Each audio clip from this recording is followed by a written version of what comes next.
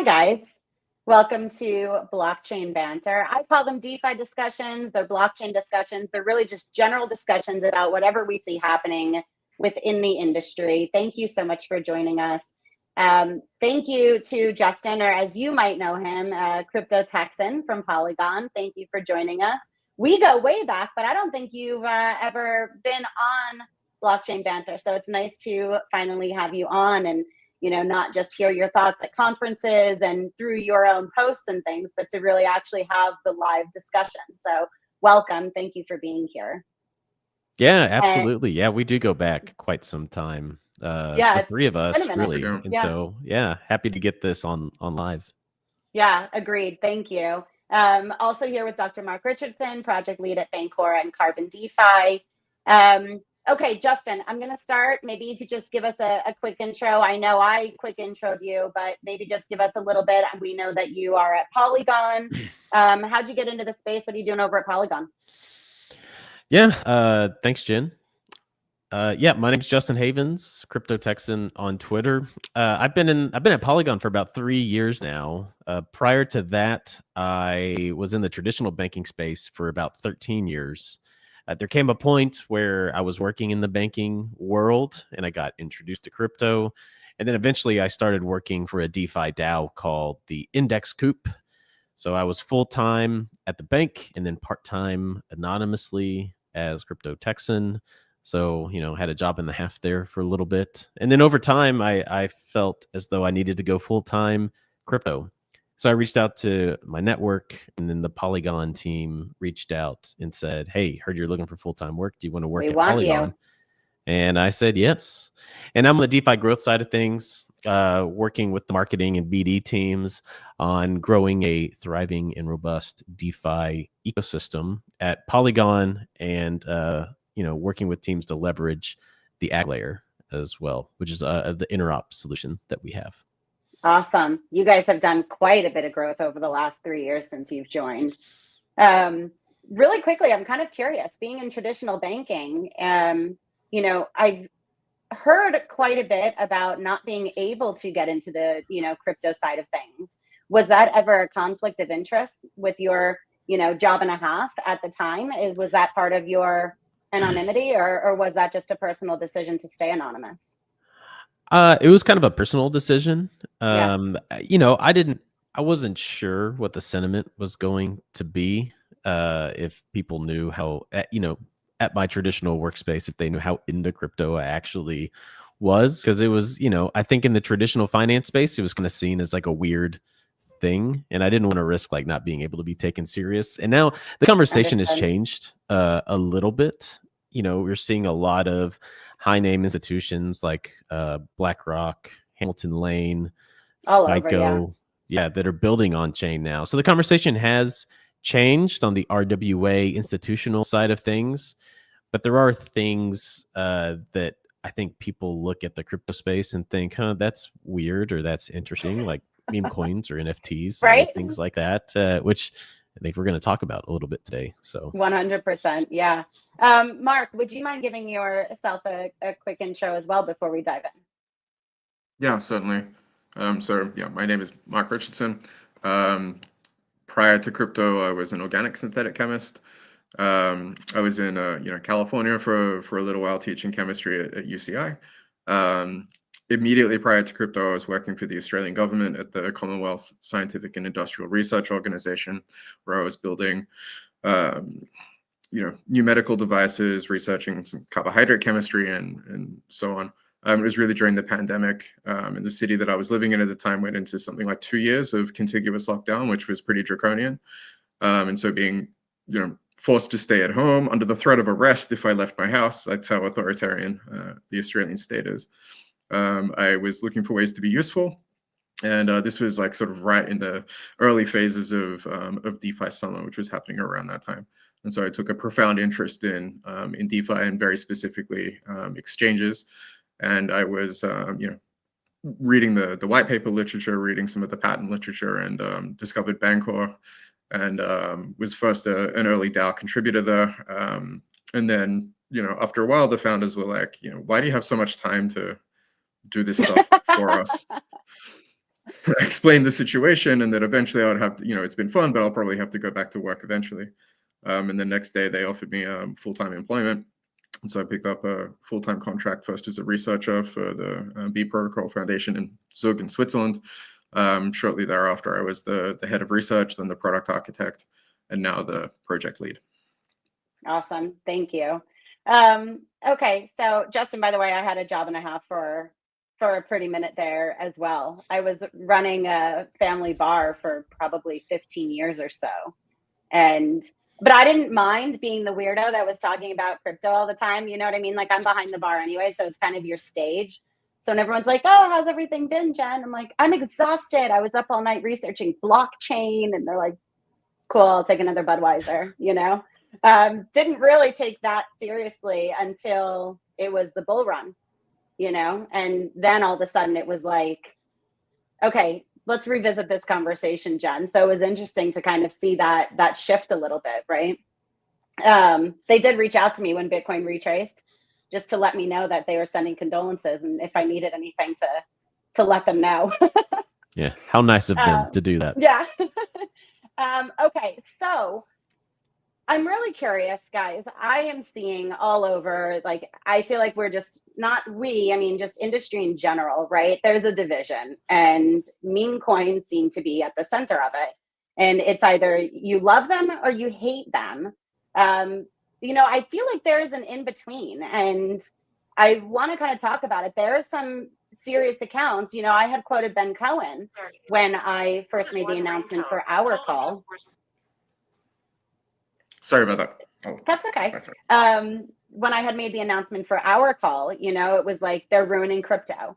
I saw DeFi Ignis saying, if you're shilling low cap, mid cap meme coins, like, I'm unfollowing you or I'm muting you, whatever it is, like, no patience for it.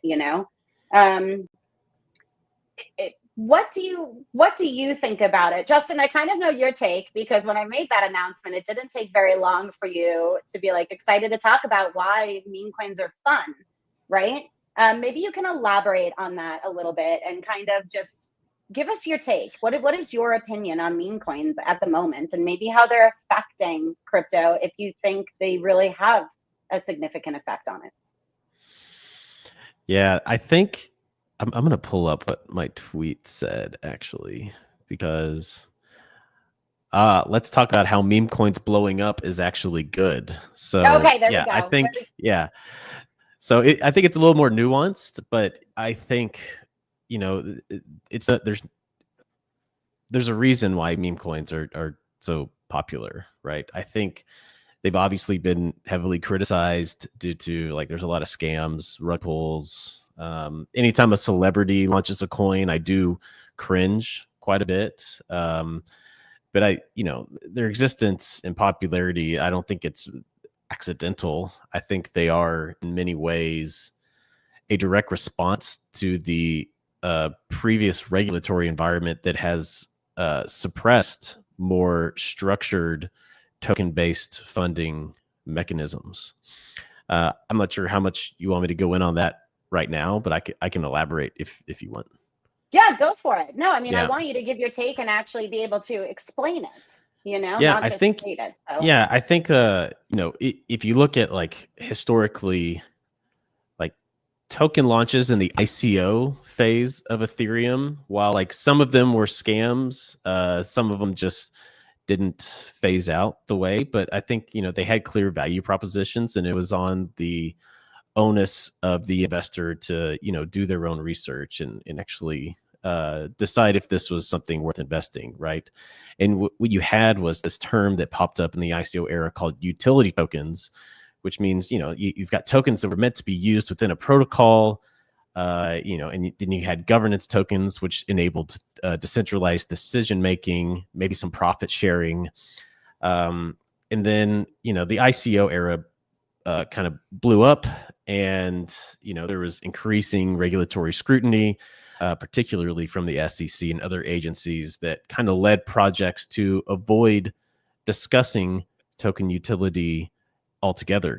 So I think there's fear of loss. The fear of lawsuits, like, in enforcement actions, really push teams to either, like, avoid token launches altogether in the traditional like ICO sense, raise money for them, or only or you would focus on accredited investors and kind of leaving retail out in the cold, or you could launch tokens with no stated utility, and hence the phrase like it's just a meme coin. And there was like kind of like this loophole where if you launched a coin without utility and you were just clear about it, then that was kind of like this little legal loophole, I think. And like there is demand for these meme coins. Like, they thrive because they do satisfy like a human in market impulse where users want early stage speculation, community driven narratives, and like some sort of like social engagement as well. And so like while some are scams, on the meme coin side, like others are kind of purely organic. And some meme coins like end up adding utility later as a bonus. And I think, I think it's kind of forcing teams to not be as clear as to what their intentions are to investors or token buyers than they should be. I think the landscape is changing a little bit where people are more willing to talk about token utility and the benefits of holding a token, revenue sharing, decentralized governance, et cetera, et cetera. But for the past 4, 5, 6 years, it's kind of been a little bit of a taboo subject just because of the fears of potential enforcement actions. So really, they're here to satisfy a need that has been suppressed by, I think, unfair and unclear adversarial regulatory environments. So that's kind of my thoughts on the space in general, how we got to here. Such a good point. Like, and I'm so glad that you actually like elaborated on it to the extent that you did. Mark, I'm sure you have something to add to that, because I mean, I know that I completely understand what Justin is saying and can see where he's coming from, because there are certain things. I mean, we all know I'm the host of Blockchain Banter, right? But we also know that I'm a contributor at Bancor, and there are certain things that I cannot talk about. It's not even a gray area. It is a strict no-go zone. And it's pretty much what Justin was saying, right? Yeah, absolutely. And yeah, like I think there's something that Justin said there that I think should be underscored, several times. Recently, I elaborated on something I've said, dozens of times before, which is that you always get what you incentivize, right? You just don't always know what you're incentivizing. And the regulatory landscape since sort of 2015, 2016 has been extremely hostile to like disproportionately to legitimate projects than, I don't want to say illegitimate projects, but projects that aren't seeking to do anything that has, like as Justin was saying, things like financial utility. And the reason for that is that there is something called like the Howey test in the United States, which tries to categorize things as being, either a security or not. And the reason why this test exists is because there was it has something to do with like an orange farm, and someone selling, shares in his, in his orange production or whatever it was. And then later on, investors coming after him for whatever reason. And the test is that was there ever a reasonable expectation from the people that were handing over that money for a return on that money? And that's basically the test now that the US applies. And this is what people say when the US is enforcement based, right? Is you have to kind of wait for that precedent to be set. And then once it becomes precedent, it becomes law. In that sense. And so this is the Howey test is what the SEC went after Ripple with when XRP was issued. And this is what opened up that, incredibly complex can of worms, which is, maybe the ICO phase of XRP was a security, but that doesn't mean the XRP token is a security afterwards. For example, with that same, orange farm, analogy on which all of this precedent is based, are the oranges themselves securities? Like when you go to a supermarket and purchase an orange off of the produce shelf, how do you know what the history of investment in that orange was? And, is this now a secondary market for orange securities? And, having a look at what's happening with orange juice prices now, you can't even say that it's not a financial vehicle, because orange juice is one of the most traded financial vehicles, in the world. And, Bancor has been right at the forefront of that since the very beginning. We went to court over our ICO back in 2016. And luckily, we won that case in the sense that it was considered not a financial security by the New York courts, and that is now one of the most cited cases, not just in cryptocurrency but in all of law. This is, that is the precedent in the United States that has actually held back a lot of enforcement actions against similar companies. But we still pay attention to, the minutes from meetings surrounding, how to enforce cryptocurrency companies, blockchain companies in the United States. We have to, and things like having a roadmap or advertising a roadmap is considered to be how we test adjacent. So even saying that your project is going to develop future products is can be a little the roadmap. the risk on the side. Yeah, so having a roadmap at all is now one of the things that the SEC and even to some extent the FDIC has agreed might categorize your project as being the issuer of a financial security. So should we be surprised when meme coins come out with no roadmap, no utility, completely completely devoid of anything that could even be considered remotely close to satisfying the Howey test? This is what the regulators have incentivized, and so this is what they got. And to that point, no one's really coming after meme token markets, right? The president of the United States just launched a meme token. And he's not the only one. But they're still coming after all of the other projects, right? For they're still to my knowledge, they're still coming after Uniswap. They're still coming. The case against Ripple hasn't been completely settled. And there will be more. We hear about these Wells notices and things going out, not with the same regularity that they were, under the Biden administration, but I imagine that stuff will continue to trickle through. So, if you were someone who wanted to contribute to the space, what are your options, right? Do you want to do something interesting, and with a token with utility and face endless lawsuits? Or do you want to launch a meme token and no one will do anything about it? Like it really is. And just have fun. Just have fun. It's definitely a product of, or at least partially a product of, the regulatory environment. Like in a way, they produced meme tokens on the scale that they have today. Now, why would you guys? Oh, go ahead, Justin. Were you going to add something to what Mark was saying? Yeah, I was going to add something to that, and I think. Yeah, something else we can even touch on here. I know we're talking about meme coins, but I think we're talking about everything that has led up to what has made this situation the way that it is. And I think, Mark touched on a lot of things there where, after the ICO era in 2017, 2018, like there did become a chilling effect on projects and how they innovate on token design. And airdrops also came into the fold here, right? And it's kind of a poor substitute for ICOs, in my opinion. They're not really a sustainable replacement for like fair early stage token sales, because they, from a team perspective, they lack commitment from recipients, right? There's like no real investor mentality in airdrops. Like people are just going to farm and dump them.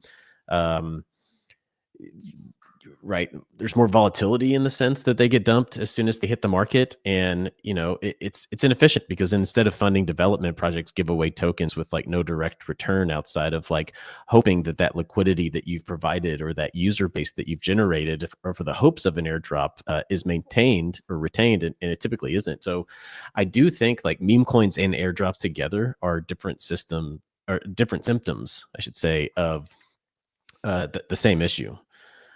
They exist because the market still wants some sort of decentralized early stage participation, and the most efficient way that aligns both interests for the investor and the projects are like these ICOs, in my opinion. But regulators have kind of removed like that best mechanism, which is like a fair token sale, instead of structured fundraising. So, I think kind of what you said, Mark, like you get what you incentivized. Yeah. I mean, if you fix the incentives, you fix the market. So if regulatory clarity did allow for some sort of transparent, compliant early stage token funding, which I think that there are bills being worked on to help with that, we wouldn't need to rely on like meme coins to scratch that speculative itch or airdrops for distribution to try to retain like owners and of the project. But yeah, until then,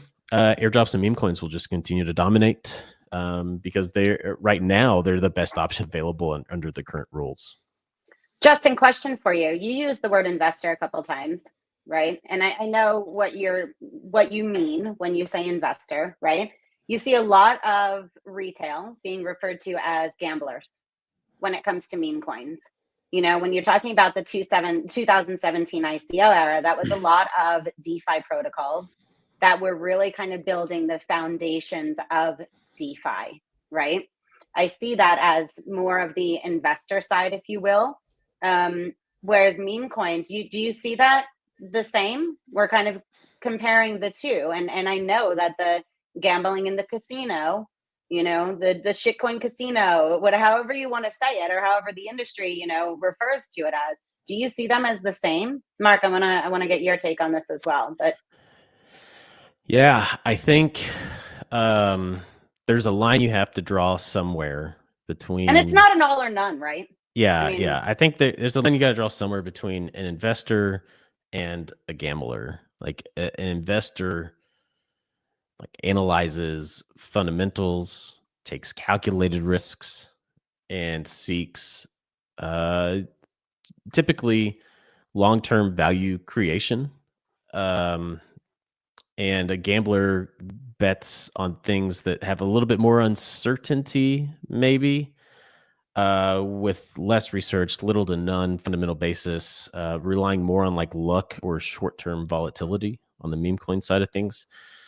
And I think, the key difference is, so what it was the key difference between those two, I guess like risk assessment and strategy, where investors are more likely to manage risk while gamblers more so embrace the risk blindly, almost. They might know the odds are stacked against them, but they don't care. And I guess gamblers are probably lean a little bit more on the entertainment side, while investors would try to lean more on the professional side. And I think what we have in our industry is not much of a middle ground because of the chilling effects and in the regulatory environment. It's kind of forced. You're either forced to be an accredited investor that can invest in early stage projects, or you can be a gambler that purchases meme coins in the hope of capitalizing on that volatility. There's not a whole lot in the middle. And I think, it just comes down to the incentives of the regulatory environment has presented our industry with. Yeah. I would love to get Mark's take on that too. Yeah, Mark, what are your thoughts? There's not a huge amount of difference between gambling and investing other than like the mentality I think that people bring to it. And so like there are things that you can say are specifically gambling. like a roulette table. You know, there's not a huge amount of thought that goes into you know, deciding which number that you're going to put chips down on, or whatever. But then what about something like pontoon, right, or blackjack or poker? Like, these are things where you know, if you ask the people that, some people play these games, you know, as a career, and some of them might rightfully argue that every single thing that they do, every bet that they make, is a considered decision based on the likelihood of them winning, and that they are not playing a game in the sense that, you know, it's a you know, like in the sense that playing roulette is playing a game, but more that they are applying a skill, right? And they have to manage risk, and they use all of the same language that that investors and day traders use when referring to their game. And interestingly, I think like things like poker, where, you know, you're not necessarily playing against the house, especially like a cash game of poker where everyone's just playing against themselves evenly. It's zero sum in much the same way that you know, trading things is. And I realized that, you know, investment, especially in, you know, like foundational technologies, you know, whether it be electric vehicles, green energy, you know, whatever, infrastructure projects, you could argue that these things aren't zero sum, and that's potentially true. But that doesn't necessarily mean that trading the stock isn't zero sum, and that's primarily the way that people invest in these things. And so in that sense, you know, gambling and investing through these kinds of public vehicles, they are, at least, you know, at some very fundamental level, very difficult to distinguish. But the behavior, the mentality, the values, I guess, that people bring with them when they participate in these things is very different. And having said that, I do see much greater parallels between sort of the gambling mindset and something like cryptocurrency trading than I do with people that are, say, investing in, you know, new solar farms or wind farms or something, you know, for clean energy production. Like, they are very different things. In some cases, you know, I do know a lot of investors that are you know, especially some family offices, even some like very large companies, including and especially some of the like Dutch pharmaceutical companies, that are actually quite happy to take a less of a return. Like, they're not necessarily optimizing for profit, so long as they're convinced that, you know, the benefits to either the country that they're investing in are you know, are tenable. And so in that sense, you know, investing can be a little bit more, you know, we start to get out of the gambling scale, where it's no longer about addressing your bottom line, right, or the value or size of your portfolio, but more about like the impact that you've had on society. That's much more of an investment style mentality that kind of drifts away from gambling. But as long as your primary motive is to become wealthy, then I think, you know, gambling and investing become much more difficult to discern from each other. Okay, let me ask you this. You're talking about the impact, right? Along with meme coins, I see a lot of the I hate meme coins, I'm done with them, and whatever else, right?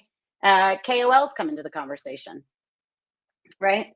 Now, what do you think that meme coins are getting somewhat of a bad name or a bad reputation, or some of this hate, because of the way we're talking about, you know, the ICO era? We're talking about airdrops and things, and I don't think it's a secret. I mean, this was another one of Ben Cohen's recent tweets where, you know, you think your favorite KOLs are giving you alpha, but really they're just kind of gathering you now as their exit liquidity. And of course, not all, right? When we say these things, or when I say these things, I just want to clarify too. I'm not talking about all meme coins as either good or bad. I'm not talking about all KOLs as either good or bad, or, you know, but generally speaking, if I can group them together, right? There are a good number of them that you are their exit liquidity, and we've seen it. I mean, we've all been in this industry for quite some time now, so we've seen our fair share of them being called out and shamed for this. Do you think that they have a part to play in a lot of this hatred, or this, you know, sort of limit being reached in people's patience for meme coins. I mean, like, they seem to be getting most of the blame, but are the meme coins the ones to really blame at this point? That's a good question. I mean, meme coins aren't going anywhere. There's obvious market demand for them, just like there's market demand for lottery tickets. And yeah, there's different types of meme coins too, right? I think that's a fair thing to say. Like, we all kind of put everything into the meme coin bucket. But there are some that are developed for community engagement and provide a sense of community, and it does provide that for some users. And then there's some that are designed to make the launchers rich, which, if you get enough people to pay to promote it, it can work. And then there's so, but when we're talking about KOLs, also, I think that there's definitely a big difference between paid KOLs and like true key opinion leaders as well. Right. So let's clarify there. So KOL, for anybody who is watching who isn't aware, stands for key opinion leader, right? And like you said, a lot of them will be paid for this, and a lot of them are really just doing this organically because they have this interest. They want to highlight different projects, bring awareness to different projects. So continue. Yeah, I think like the most long-term effective KOLs are the ones who are like unpaid true KOLs. And those are like founders of like DeFi protocols, or project leads of DeFi protocols. So like Stani from Aave, Kane from Synthetics, Robert Leshner from Compound, like those are true leaders in the industry that have opinions that people appreciate and listen to. Vitalik is another good one. And then you have people who, they're just influential, maybe like based on their trades or the content that they produce. Like, those are also great KOLs. And then you've got your paid KOLs who will take money to promote whatever you want them to. And token allocation. Token allocations.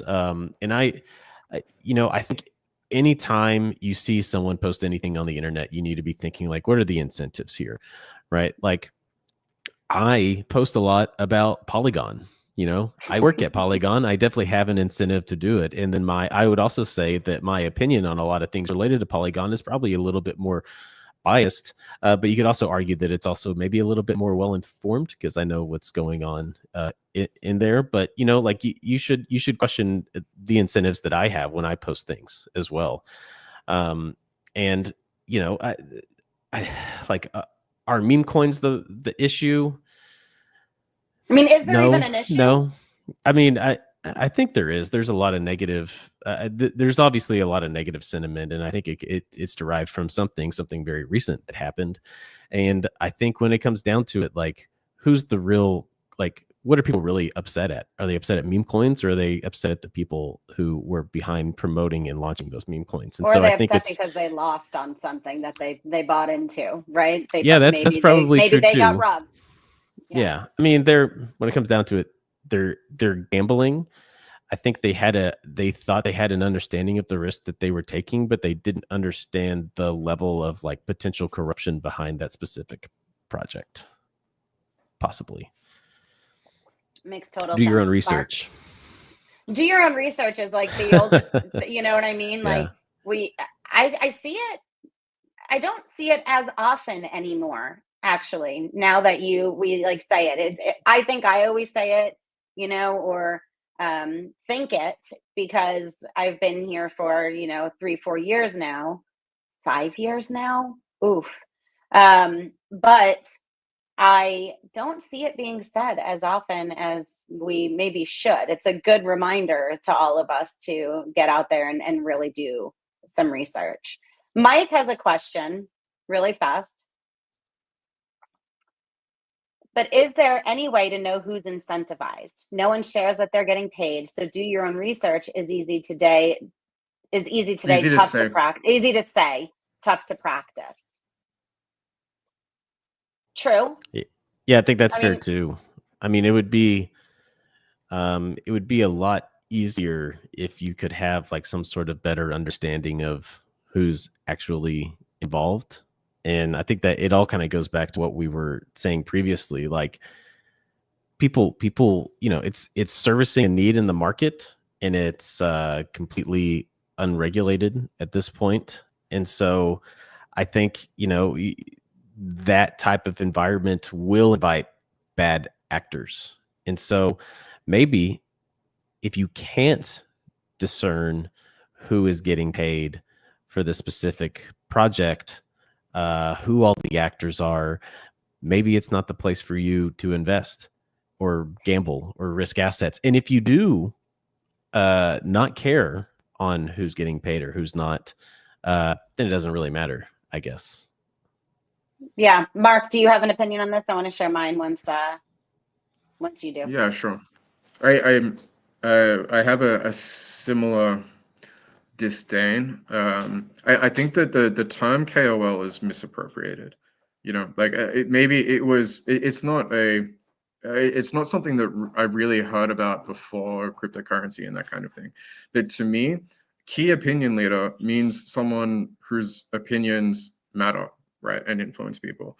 Like, you know, outside of cryptocurrency, you know, maybe from like the Republican side, someone like Tucker Carlson or, you know, Bill Bailey. These might be like key opinion leaders in, you know, conservative politics. And then on like the liberal side, someone like, I don't know, Bill Maher or I don't know, Stephen Colbert. Like these could be like the key opinion leaders on like liberal politics. And then, you know, people in the middle, like, you know, Gore Vidal or I don't know, whatever. You understand what I mean, right? There are people who think deeply on things and then, you know, go through various channels to share their opinion with others, often with, I would say, you know, the objective of changing people's minds. And they get paid to do this stuff, right? These are people who you know, work for news networks, cable television, and so forth. So it's not like they're not financially invested in what it is that they're saying and doing. And in some cases, they even have like a very strong, you know, financial incentive for a particular political party to win via, you know, tax breaks or, you know, changes to regulatory process, lobbying groups, whatever, right? But at the same time, I don't consider those people, you know, corrupt.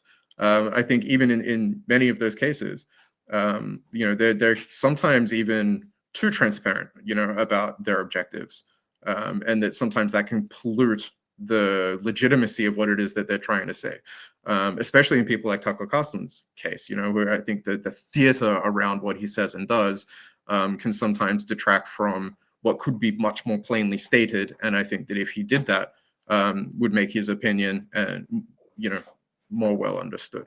The same is true of people like Bill Maher and these like, you know, career comedians that actually do, I think, have some pretty good ideas. But the way that they're delivered means that they have like the absolute minimum impact.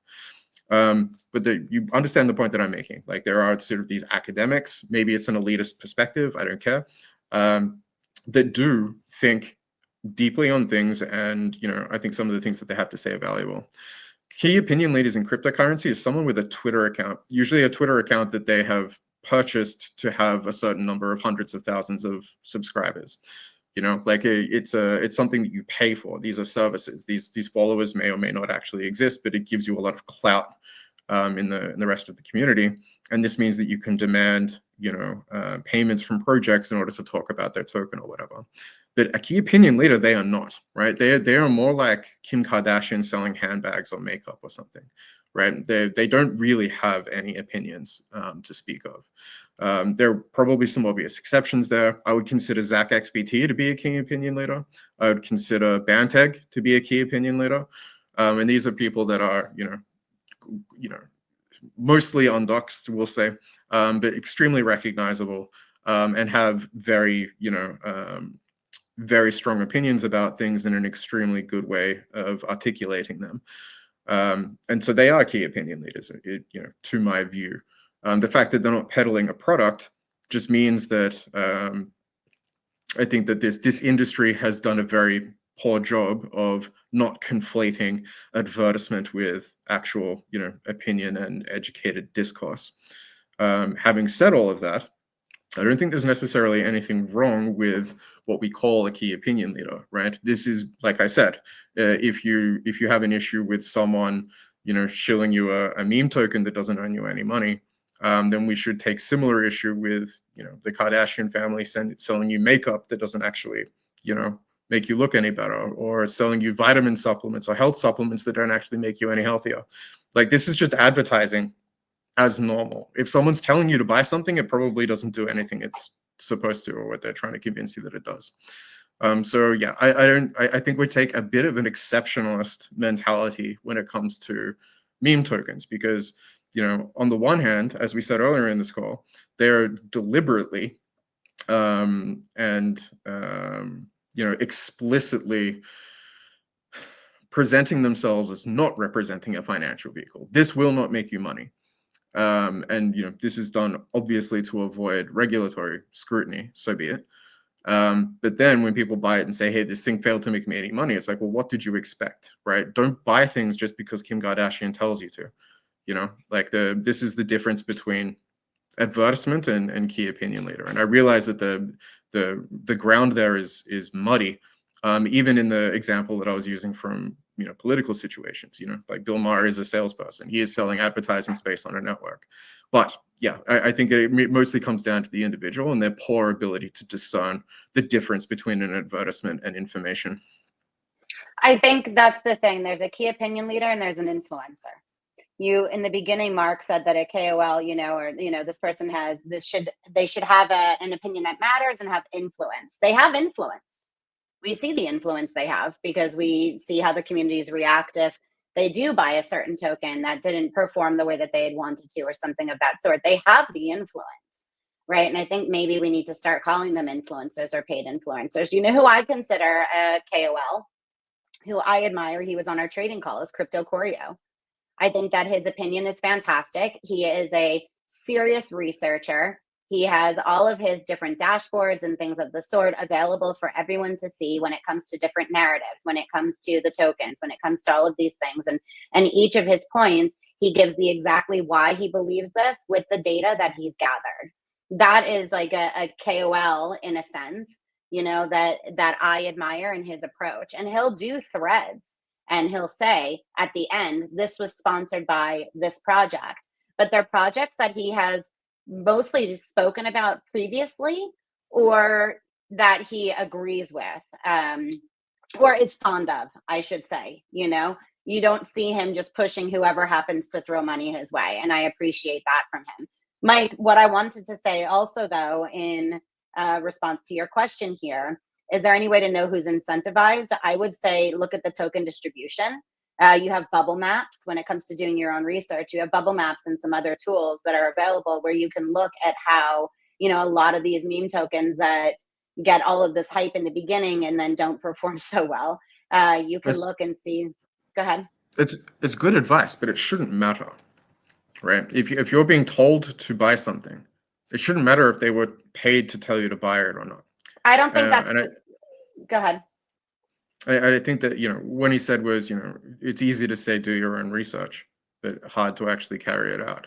This is one of the things that I've been berated on, in earlier podcasts where I said that, I really don't think the industry is ready for mass adoption, because implicitly, the blockchain thesis requires or makes as an assumption that everyone who is using it has the ability to interrogate the code on the contracts that they're interacting with. Like, this is a base assumption. Every front end, every white paper, you should be skeptical of.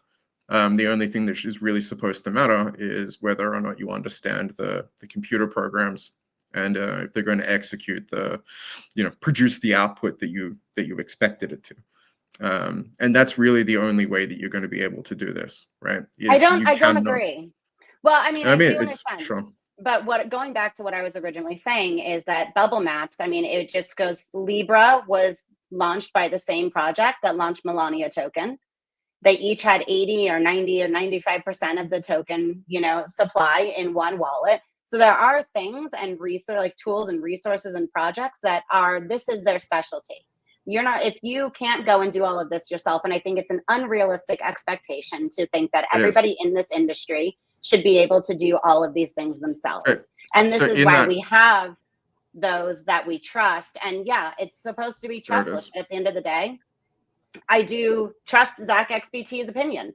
You know, if he's showing me this Right. big long map of how he's tracked these different things, I do trust that. I trust that more than I trust my own ability to do something of that sort, right? So we do have those experts in the industry who they don't know everything, and none of us do, but they certainly know more in a certain area than a good amount of the, a good number of the rest of us. And that's the point that I was making. I'm not tracking these token distributions myself, but when you have bubble maps that can do this, or when you have the rug doctor, rug doc that can go and say, you know what, this same project has launched 6 projects prior to this, one back to back to back to back to back in the last week that have all rugged within 24 hours or 48 hours, then you are capable of doing a little bit of your own research without having to do all of your own research yourself.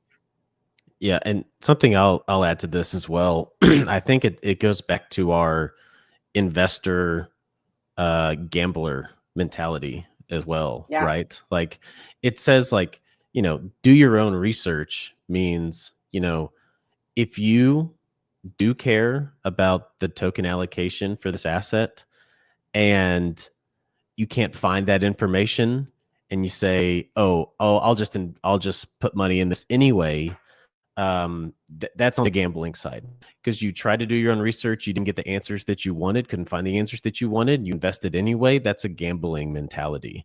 Now, if you are looking for those answers and you can't find them, and then you decide, oh, because I can't find token allocation, I have decided not to invest, that puts you into the investor category, right? It's, do your own research doesn't mean do the best you can and then invest anyway. It means like you should have a strategy in place, right? And if you do, maybe you do have a bucket that is for your gambling and you don't care. And then maybe you have a larger bucket where it's like, oh, if I do find the answers that I'm looking for, that I care about when I'm investing, then you've got your investor bucket as well. So it's like, where do you want to be on the spectrum, right? If I see someone talking about a meme coin and I just go straight to pump.fun and then I purchase it immediately, I'm gambling, like full stop. I've done zero research. I know nothing about the allocation or the project or the team or maybe even the meme. So I think that's the difference there. This is how I got honeypotted. My one and only time. I will say it was the only time, so at least I learned my lesson. But there was a meta token that came out, and I, got a message from one of my buddies who was like, I think this is MetaMask's token. I aped it. Well, I didn't ape it, you know what I mean? But I certainly got some of this, and I'm watching the token go up. I'm watching it go up. I'm watching it go up, and I'm super stoked on this. And then suddenly, sure as shit, I can't sell it for the life of me. And this is why I refer to the rug doc, because there is something that she does where, it has these different sorts of alerts and red flags where you could say, this is a honeypot. You can enter in the address and see, so we'll look into these different tokens. And then once it's there, it's reported there on their dashboard for everyone to see. But no, it's true. I think there's that different mentality. I've played both. I've, been that sort of, this is my 10-year, whatever it happens to be as a mother, and then I've played that. No, there's zero, never mind research that goes on. There's no thought that was even processed from the time I learned about this token to the time I bought into it. And luckily I've, like I said, moved on from that and learned my lesson, but there's a different mentality for sure. Yeah. I think, the meme coin craze as it stands today is, it's similar to how Mark said the term KOL has been misappropriated. I think the term meme coin now has been misappropriated because the landscape has changed so much, right? Like most meme coin launches happen only after private deals take place, where part or most of the supply is bought or given to KOLs. And then these entities have these KOLs they have found a way to extract a significant amount of value from this ecosystem. And I think they believe that the only way to make big bucks on meme coins is to be insiders of a rigged game. Like, it's rigged as it stands today. The traditional meme coins that were out there, like Dogecoin, that started as a joke, community formed around it, and it's a very strong and thriving community, right? It's hard to get to make that happen now. I think most organic meme coins are dead at this point. You're muted, Jen. Thank you.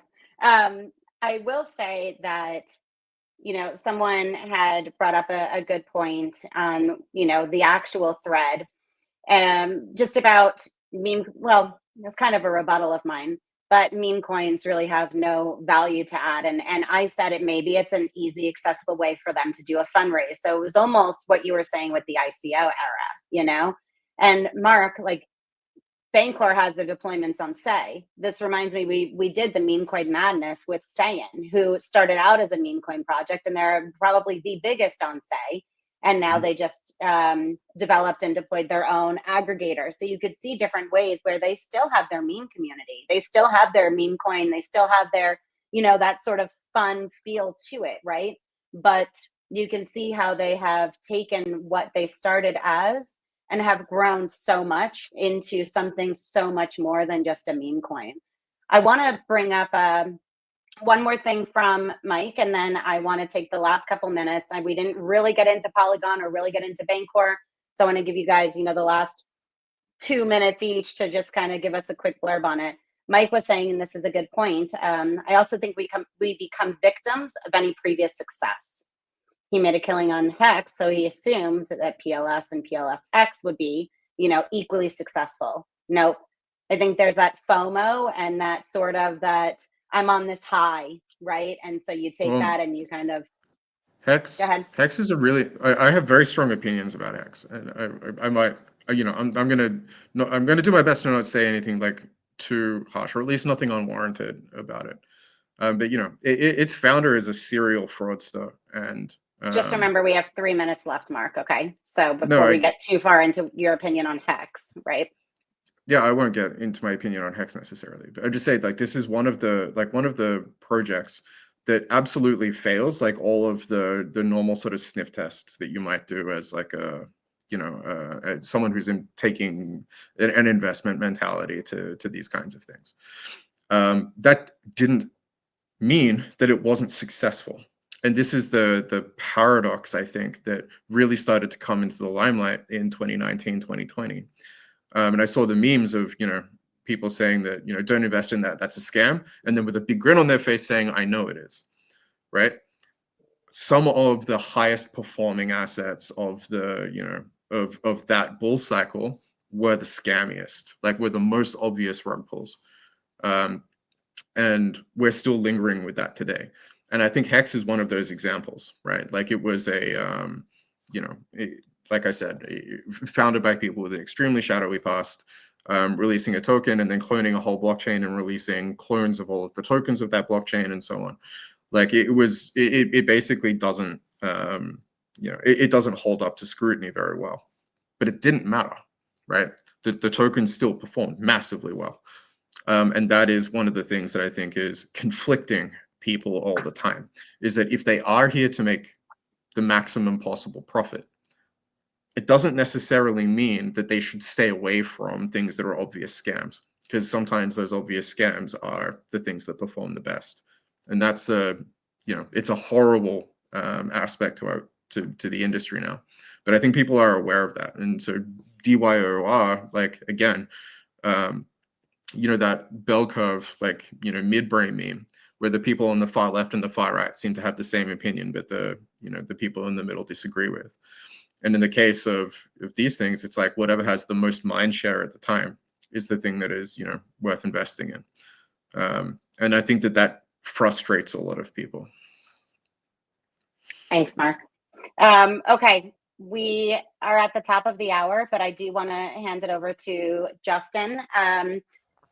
We always say this isn't our shill, right? But at the end of the day, like, you are DeFi growth lead at Polygon.